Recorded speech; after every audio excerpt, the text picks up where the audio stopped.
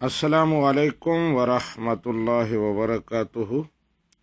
راشد علی صاحب نے راولپنڈی سے یہ سوال بھیجا ہے کہ زید اور ہندا ان کا باہمی کوئی نسبی رشتہ نہیں ہے، یہ دونوں کسی اور عورت کا دودھ پی لیتے ہیں اکٹھے یا مختلف اوقات میں، تو کیا ان دونوں کا باہمی نکاح جائز ہوگا؟